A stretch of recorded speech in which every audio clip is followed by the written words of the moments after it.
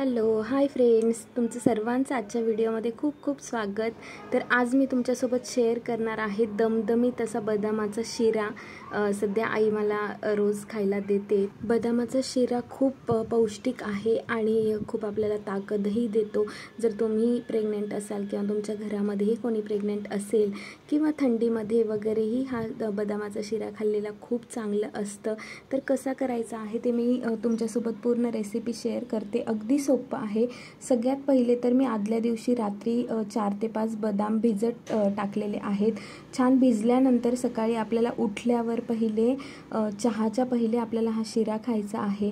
तर सगळ्यात पहिले मी बदाम छान किसून घेतलेले आहेत, बारीक किसून घ्यायचे आहेत। 2-3 त्यामध्ये काजू टाकले तरी चालेल। त्यानंतर मी कढई ठेवलेली आहे गॅसवर आणि आपल्याला कढईमध्ये तूप टाकायचं आहे। चांगलं तूप, गाईचं किंवा म्हशीचं तूप घेतलं तरी चालेल। तर इथे मी म्हशीचं तूप घेतलेलं आहे।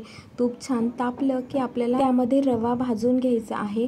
तर रवा मी इथे 1 वाटी घेतलेला आहे आणि तूपही अंदाजे घ्यायचा आहे। साधारण मी मोठे 2 चमचे तूप घेतलेलं आहे, जेणेकरून त्यामध्ये रवा छान भाजला जाईल आणि रवा आपल्याला हलवत राहायचा आहे तुपामध्ये छान, म्हणजे तो खाली लागणार नाही आणि व्यवस्थित भाजलाही गेला पाहिजे, कच्चा राहायला नको, यासाठी आपल्याला सारखं हलवत राहायचं आहे। भाजायला आला रवा की मग थोडासा पातळ व्हायला लागतो, म्हणजे जे तूप आहे ते पातळ होतं आणि रवाही थोडा ओलसर असा व्हायला लागतो। आपण अंदाज घ्यायचा आहे। आता रवा चांगला भाजत आलेला आहे, तरी मी थोड्या वेळ अजून चांगलं हलवून घेते। आता रवा चांगला भाजला गेलेला आहे। त्यानंतर जे बदाम आपण किसून घेतलेले आहे ते यामध्ये घालते आणि थोडेसे काळे मनुके आणि पिवळे जे मनुके आहेत ते घालते, म्हणजे छान पौष्टिक होईल आणि चवही छान लागते मध्ये मध्ये मनुक्यांची। तर मनुके टाकल्यानंतर आणि बदामाचा जो किस आहे तो टाकल्यानंतर पुन्हा एकदा चांगलं हलवून घ्यायचं आहे। त्यानंतर जेवढा आपण रवा घेतला आहे त्याच्या साधारण दुप्पट आपल्याला दूध घ्यायचं आहे। ज्या वाटीने रवा घेतला आहे त्याच वाटीने दूध घेतलं तरी चालेल। दुधात हा शिरा केल्याने अधिक पौष्टिक होतो आणि चांगली टेस्टही लागते। तर शिरा करताना मी शक्यतो दुधातच करते, म्हणजे आई दुधातच करते हा शिरा। आधी 1 वाटी दूध मी घातलेलं आहे। जसं जसं ते शिजायला येईल तसं मी अजून थोडंसं दूध वरतून टाकेल नंतर। आता साखर घालायची आहे। तर जितकी वाटी आपण रवा घेतलेला आहे तितकीच वाटी साखर घालायची आहे। मला थोडंसं कमी गोड लागतं, त्यामुळे मी थोडी कमी साखर घेतलेली आहे।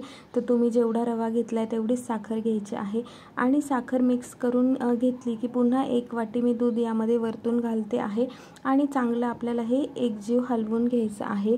जर तुम्हाला हा शिरा अजून थोडा पातळ हवा असेल तर तुम्ही थोडं तुमच्या अंदाजाने जास्त दूध टाकलं तरी चालेल। दूध घातलं वरतून की हा थोडासा घट्ट व्हायला लागतो, मग छान हलवून घ्यायचं आहे, म्हणजे त्याला छान वाफ येते आणि रवा छान आपला शिजला जातो, म्हणजे कच्चाही लागत नाही।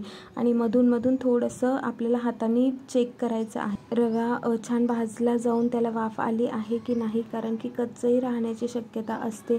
तर छान मऊ असा झाला की समजायचं आपला शिरा छान वाफ आलेली आहे।